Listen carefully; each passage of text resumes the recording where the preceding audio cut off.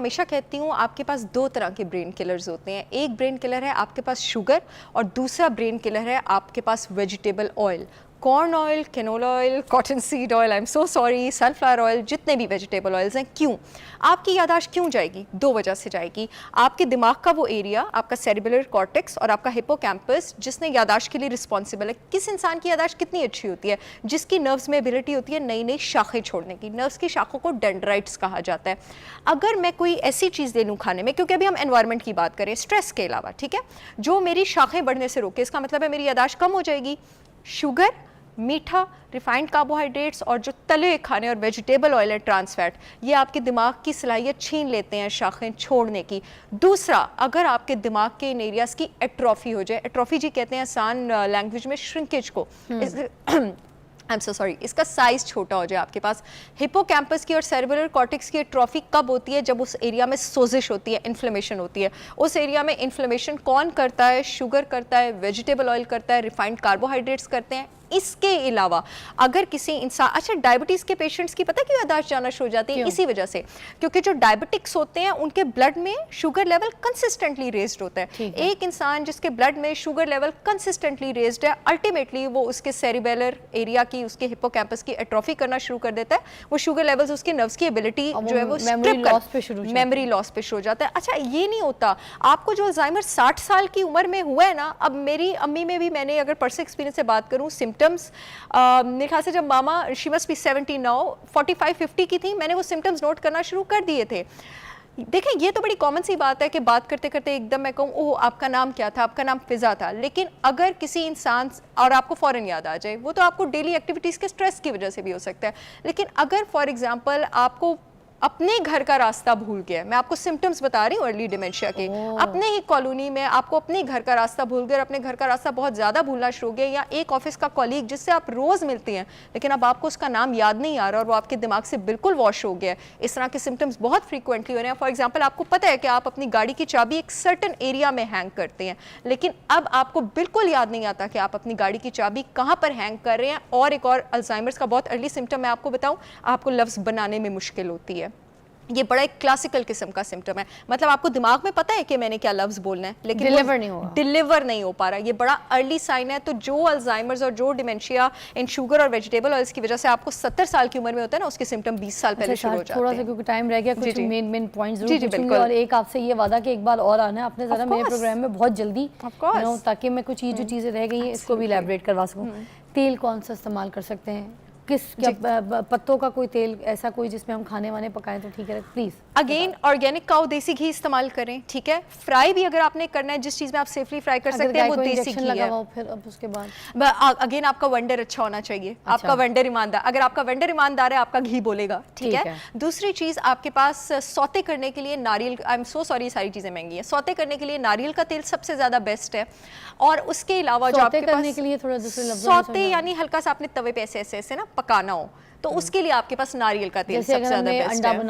अंडा बनाना हो या इवन के रेगुलर कुकिंग के लिए भी, लेकिन डीप फ्राई के लिए हमेशा देसी घी इस्तेमाल करें, दी बेस्ट। कुकिंग के लिए भी बहुत अच्छा है। और सैलड्स के लिए अगेन आप एक्स्ट्रा वर्जिन ऑलिव ऑयल, जैतून का तेल इस्तेमाल करें, बहुत अच्छा है सबके लिए। वेजिटेबल ऑयल्स का कोई फायदा नहीं है, सारे के सारे बेकार हैं। जो हमें कहा जाता है कि ये ग्रीन पत्तों का तेल ले लें, सूरजमुखी का तेल ले लें, सूरजमुखी का तेल इंतहाई फजूल है।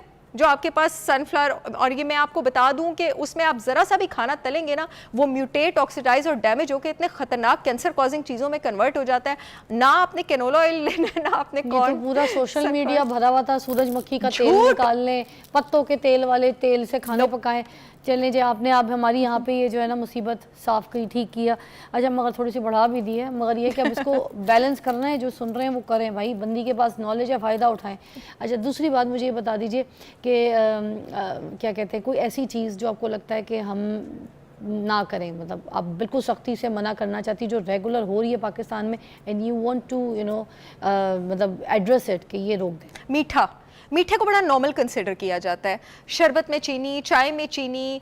मेरे पास क्लाइंट्स आते हैं ना और वो कहते हैं मैं ज़्यादा मीठा तो नहीं खाती, बस रोज़ इतनी सी आइसक्रीम और इतना सा केक खा लेती हूँ, ये ज़्यादा नहीं है।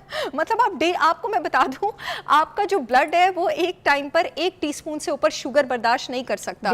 डेली का ब्लड बर्दाश्त नहीं कर सकता, उससे ऊपर वो उसके लिए एबनॉर्मल है। अच्छा, वो टीस्पून ऑफ शुगर भी आप जितना खाना खाते हैं उसमें ऑलरेडी कुदरती तौर पे शामिल होती है। आप जो भी एक्स्ट्रा ले रहे हैं वो आपके जिस्म को, व्हाटएवर, फल में तो भी आपके पास शामिल है। इसलिए मैं कहती हूँ डेली 1 फ्रूट सर्विंग से ऊपर ना लें, डेली 1 फ्रूट सर्विंग से ऊपर इज़ नॉट हेल्दी।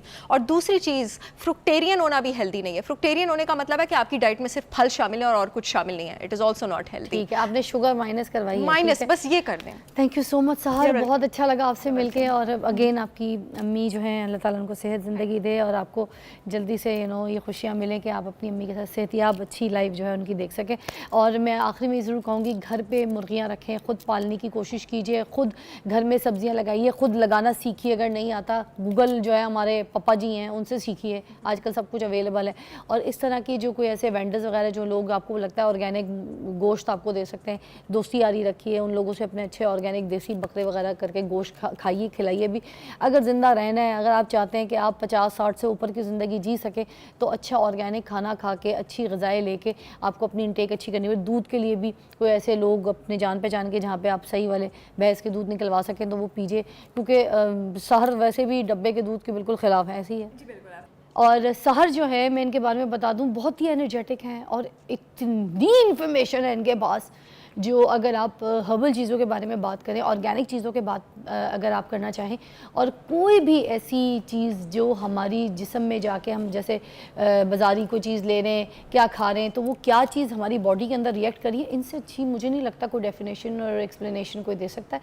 आज हमारे प्रोग्राम में हमने मदद किया है। आप लोगों के लिए कॉल करके भी पूछ सकते हैं, अगर आप अपनी डाइट में कोई ऐसी चेंज लेकर आना चाहते हैं जिसकी वजह से आपको लगता है कि आपके कोई हार्मोनल चेंजेस हो गए हैं, आपको प्रॉब्लम्स हो रही हैं, तो वाई नॉट, आप कॉल करके पूछ सकते हैं। सहर इज़ विद अस, मतलब सहर इज़ विद यू, आप कॉल करके उनसे पूछ सकते हैं। एक मिसाल दूंगी कि गाय के दूध के लिए जो है उसको इंजेक्शंस लगाए जा रहे होते हैं, और वो जो दूध प्रोसीड हो रहा होता है आगे और वो हम पी रहे होते हैं, उसकी वजह से हम मोस्टली, यही डॉक्टर्स हमें भी कहते हैं कि जो चेहरे पे बाल निकल आते हैं और अजीब से हार्मोनल आपके चेंजेस और ये पीसीओएस के भी मसले मेरे ख्याल से सारे हर लड़की को है। आप अब इसको बहुत अच्छी तरीके से एक्सप्लेन कर सकती हैं कि क्या ये दूध ठीक है, पी सकते हैं? अच्छा, बहुत ही ज़बरदस्त टॉपिक है ये। इसकी थोड़ी सी साइंस से स्टार्ट करते हैं कि इंजेक्शन किस चीज़ का लग रहा है। 2 तरह के प्रॉब्लम्स हैं जो जानवरों को फीड दी जा रही है। एक प्रॉब्लम है इंजेक्शन और दूसरा प्रॉब्लम है आपके पास जो उनको फीडिंग दी जा रही है। जिस चीज़ का इंजेक्शन दिया जा रहा है ना, जो ये इंजेक्शन बड़ा फेमस है, जिसकी वजह से आप ये कहते हैं कि उनकी जो मिल्क प्रोडक्शन है, ये इंजेक्शन जो है ये तो पकड़ा भी नहीं जाता है, ठीक है, हमें कैसे पता चलेगा कि इस मज्ज को इंजेक्शन लगाया? मैं आपको बताती हूँ, इसे नहीं पकड़ा जाता बिकॉज वो FDA से अप्रूव्ड है इंजेक्शन। बट ज़रूरी नहीं है कि, बहुत बड़ी बात करने लगी हो, जो हर चीज़ FDA से अप्रूव्ड है वो आपकी सेहत के लिए अच्छी हो। जो इंजेक्शन लगाया जा रहा है that is RBGH, bovine growth factor, growth hormone. और R किस चीज़ से स्टैंड करता है? R स्टैंड करता है रिकॉम्बिनेंट से। रिकॉम्बिनेंट का क्या मतलब होता है आसान लैंग्वेज में बताती हूँ, वो चीज़ जिसको मॉडिफाई किया गया, जेनेटिकली इंजीनियरिंग, मेडिसिन और इंजीनियरिंग की टेक्निक मिला के ग्रोथ हार्मोन को मॉडिफाई करके एक बोवाइन ग्रोथ हार्मोन क्रिएट किया जाता है। ग्रोथ हार्मोन तो कोई लेमैन भी समझ देगा ना, यानी मेरे जिस्म में ग्रोथ करने के लिए रिस्पॉन्सिबल है, मेरे जिस्म में भी, जानवर के जिस्म में भी, उसको मॉडिफाई करके इंजेक्ट किया जाता है। क्यों? अब जिस इंजीनियरिंग टेक्नोलॉजी से, मेडिकल इंजीनियरिंग टेक्नोलॉजी से इस ग्रोथ हार्मोन को मॉडिफाई किया जाता है, जब गाय भैंस को लगाया जाता है तो ये उसके दूध की प्रोडक्शन 30% तक बढ़ा सकती है। तो क्यों नहीं? लेकिन जब ये उसके दूध, यानी क्यों नहीं, मैं आपको वेंडर की सोच बता रही हूँ जिसने दूध बेचना है, ठीक है। लेकिन जब आप ये इंजेक्शन उसको लगाते हैं तो 30% जब दूध की प्रोडक्शन इंक्रीज होती है, उसके साथ साथ इन्फेक्शंस के चांसेस भी इंक्रीज होते हैं।